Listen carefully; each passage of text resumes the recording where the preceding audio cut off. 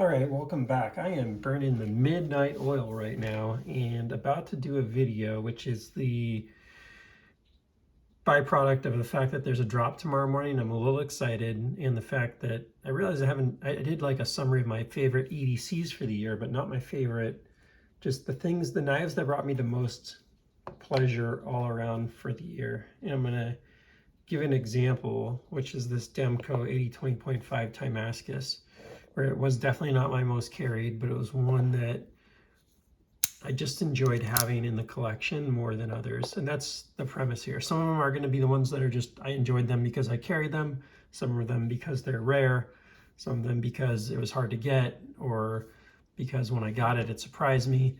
So I'm going to go through my top 15. I tried to do top 10, but I couldn't quite fit all the ones I really wanted to recognize in. And 10, it was like at least 11, so I went to 15. I'll just start with this Timascus because it's out here, but I found this one pre-owned. I cleaned it up, and gosh, it's just a really impressive knife. It's really usable. The thing that surprised me the most when I got this in hand was how glassy it was, and that really just made an impression. But there are only 100 or 200 of these made. I think it was 100. And the rarity's there, the feel in hand is there. It could easily EDC. I did take it to like one event, and it looked really cool in the pocket, sticking out. Actually, I think I took it to 2 events, it's just a really cool knife. So let's go to the next one. But this one definitely is one of the ones that was most surprised by and am most pleased to have in the collection. Now its brother here is the first one I really EDC'd from Demco, and it's the one that really convinced me that this is my favorite EDC right now. It's just a Gryvery OS 10A beater, $150 MSRP, but I just threw a deep carry pocket clip on it and called it a day. This thing's been awesome. I've sharpened it, I've stropped it, and it has just performed super well. I love the blade shape, love the size, and it's the one that convinced me that I could kind of move up to a slightly bigger knife while wearing pants than the next knife here. So the next knife is also one of my most top carried EDCs. It's the Bug Out Mini, and it's one that was very unexpected for me to be on this list because actually my first impression of this was pretty negative. I had the regular Bug Out in hand a few times and really felt good about the size of the regular Bug Out. And when I got this in hand, I felt like a kid's knife. But there were a lot of scenarios where I wouldn't carry knives, and this one got me carrying a knife in many more scenarios than I had previously. And for that reason, it really got me carrying and kind of got me more into knives than I was, because I was carrying it so much more this year than I was used to in other formats, even though it just took me like 4 reverse flick attempts. I haven't carried it that much this winter because I've been wearing pants a lot, and I use this a lot for shorts and stuff. But it's one of these ones that just got me carrying a knife much more often. Which brings me to a knife that's slightly different, and that is the Victorinox Scientist. Now this one's one that I had made in a brand new with all original Victorinox parts. Rebel Restorations made this for me for only about $100, maybe a little more, 105, 110 bucks shipped or something like that. But I think this is the best all-around 2-layer EDC out there. You know, some might argue that you go into the Cadet and some of the Alox versions, but I think for me, where I like having the tweezers and stuff in there, and this one has a pen as well. This configuration being 2 layers, having the sort of combo tool instead of 2 separate tools that makes the whole thing thicker, and then having the screwdriver here. And then actually what I was surprised is how much I've used the magnifying glass now that I have it. But having the screwdriver in a much more useful position than having it on the back, but also still getting to have the back one plus a mini screwdriver. This thing just is it's the best of the Swiss Army knives. So Victorinox Scientist, awesome knife. No particular order here, by the way, but the next one is the Tactile knife company Rockwall. I was pretty into MagnaCut this year, and this was the one that I carried the most in MagnaCut it has not shown any sign. And I don't, you know, when I was carrying this, I was mostly using it for formal gentleman's knife. I wasn't using it that much, but oftentimes at parties, birthday parties and stuff, where I'd help, you know, help open packages or cut a zip tie. I've never had to sharpen it. It's just, it's a really nice solid knife. The size is really cool for that kind of event. It took me a while to get used to kind of opening it because it's so small, but once I did after a few months, I really like it now. The reverse flick on it is really good, and it's just an awesome knife.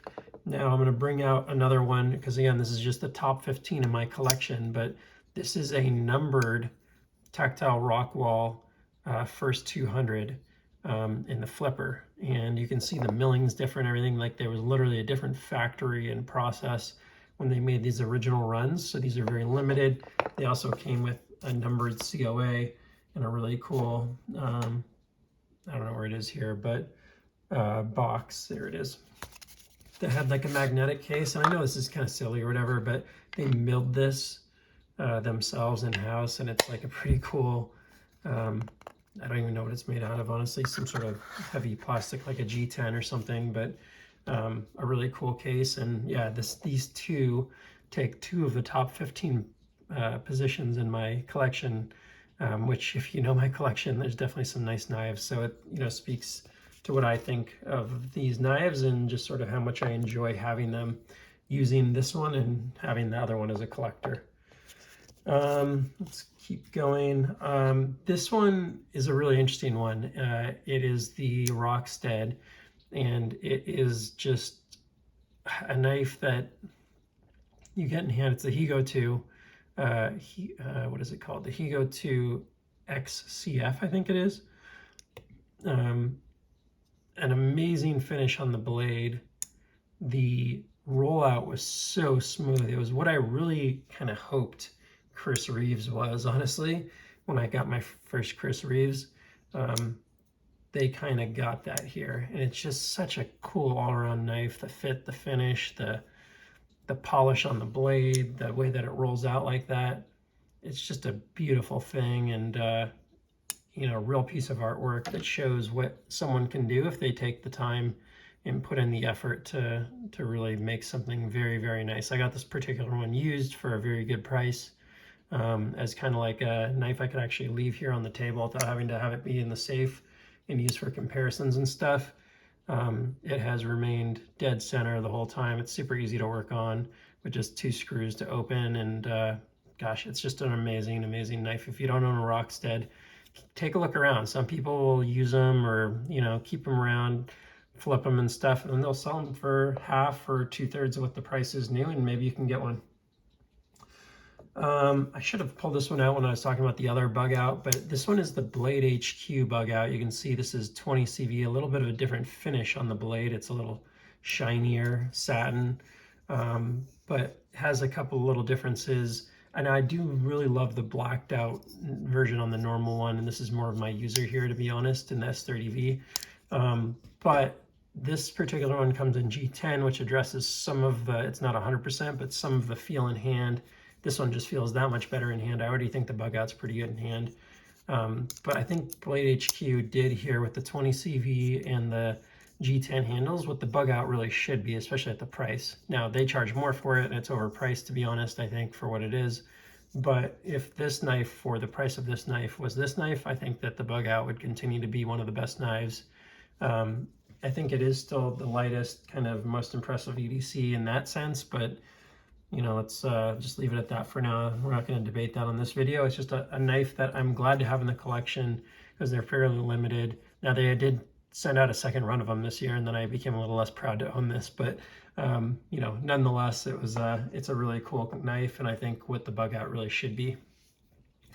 So let's get into one of the Demcos that I have. I have quite a few of them on here. If you watch the channel, you know I'm a big collector of Demcos, but this is one of the early ones. You can see the blade steel is not even written here inside like it would normally be. This is a full-size 80/20, and they're really hard to find with the textured titanium. You can see the darkened blacked shark lock and stuff. This thing is just an amazing knife, 20 CV, like if I were to use a full-size 80/20 as like a carry knife, this would be it. I don't really have a use for this knife, so it's not worth the extra weight in my pocket. This thing probably weighs like 7.5 ounces. But man, I'm just glad to have it in the collection. It's a beauty. I love taking it out and fidgeting with it and just checking it out. And you know, there may be a time where I need a knife like this, and this is definitely gonna be one of my go-tos for that use if it comes up, because it is, for all the reasons I love the 80/20.5 and the 80/20S, this 80/20 full size is just a badass knife with a crazy blade stock thickness, and I just love the handle finish. It's just really, really cool. So glad to have that one. This one was the one that surprised me when I got it. It just came out of the package, very drop shut. It's the Devo Stout, and this particular one's the black wash, and I've upgraded the, I don't know if I'd call it upgraded, but swapped out the scales from the aluminum infused to just a fat carbon black, what they call raindrop, and I think just the black on black on black. And then I took out they actually give you a pivot that you can swap out, pivot harder you can swap out, that removes the DK for Devo knives, and it just got really blacked out and cool. And then Lefty did me a solid and got me a Zerkatai backspacer that just kind of gives it a little bling in there, because that's normally black. So there's a little subtle, like you can hardly tell depending on the light. If you're out in the bright sunlight, you'll notice it, but in this you know, dim office, you don't really notice it. There's just a knife that the detent, the drop shuttiness, the fidgetiness, it was one of my favorite knives outside of Demko this year. Probably top 3 for one that I really like to EDC, aside from, you know, if you take the bug out, like top 5 that I EDC basically.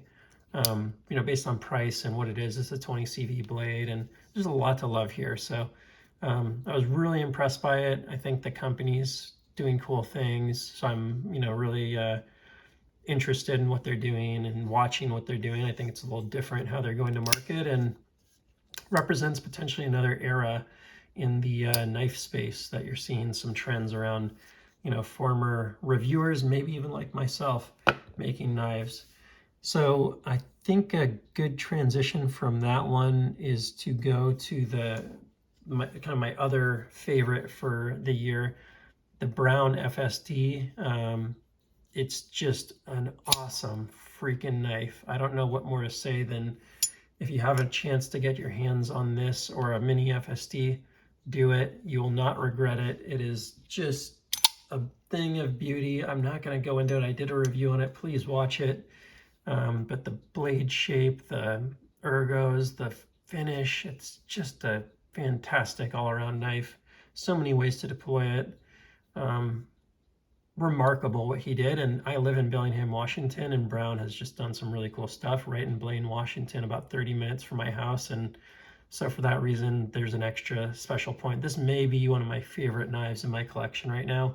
It definitely competes for top 5, if not number 1, any given Sunday. So there's a reason for that, and I hope there's a way that they can figure out how to do more volume so that more people can get their hands on this knife, because it's awesome. It really is. I might as well just hit the second one from Brown, and it's for a different reason, but it's this LHC. I was sort of torn between 2 others that I have. One's a Cortex and one's this LHC, but this LHC, without going into all the details, the black Zerkatai, the insane, I've never seen a mirror finished Timascus, not Timascus, a mirror finished Damasteel blade like this. The action is just insane. It's a thing of beauty what he's doing, and he has a lot like this. The crazy thing is there's like, he made hundreds of other knives like this, all custom, that are just insane. They're really remarkable, and love what he's doing in general. Plus again, he's local. So one of the ones that I'm most proud to have in the collection, and was really pleased that the seller made it work out. So again, those are all, you know, one-offs and very custom. Flipping back, this was a really fun acquisition for this year. As my first Demko custom. If you're not familiar, at the Blade Show events and at different custom knife shows, Demko will do these one-offs. Whoa, missed that one.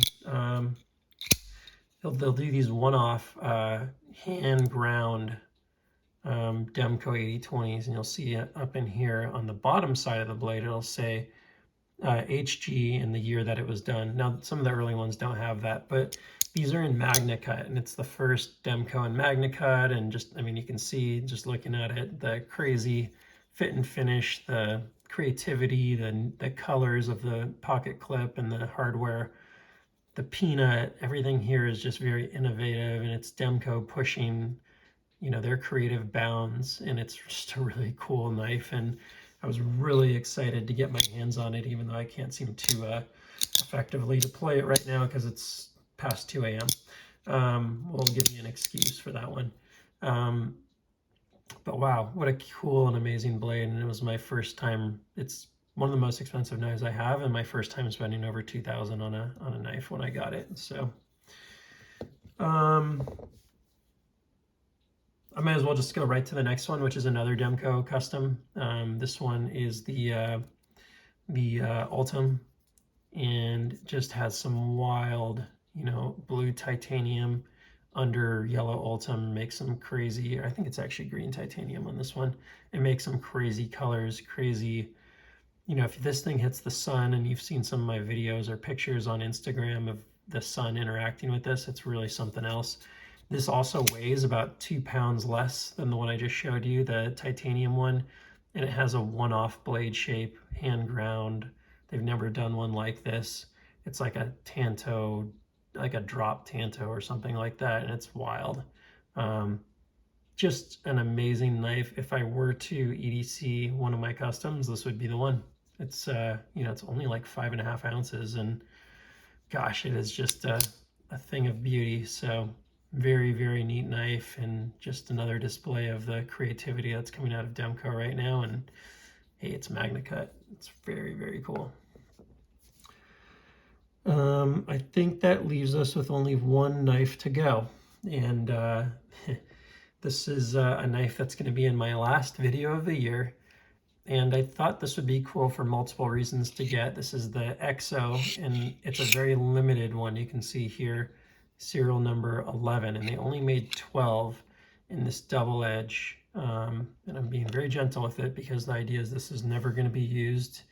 And I'm making it available to Metal Complex, who did a video on one. He ended up with one of these in a drop point. And Metal Complex, if you end up hearing this video or seeing this, I'm willing to do a trade for your drop point straight across, just because I know you want the double edge. And as cool as it is, and as much as I'd love to have it, making it available out to you if that's something that you'd like. So it'll be here in the safe and ready for you if you want it. But I mean, obviously the Zerkatite inlays on a knife that has kind of redefined what's possible on quick deployment.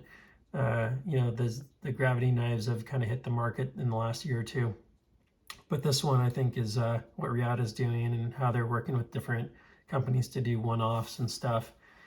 Serial numbered. They're doing some really creative stuff here, and I really enjoyed watching MC's video and how he went through you know, his unboxing of it, and how he ended up with, you know, his Zerkatite version. And again, these are super limited, so I thought it'd be fun not just to get it, but also make it available to him if he wanted to, because he's definitely been an inspiration and a driver for me doing my own channel this year.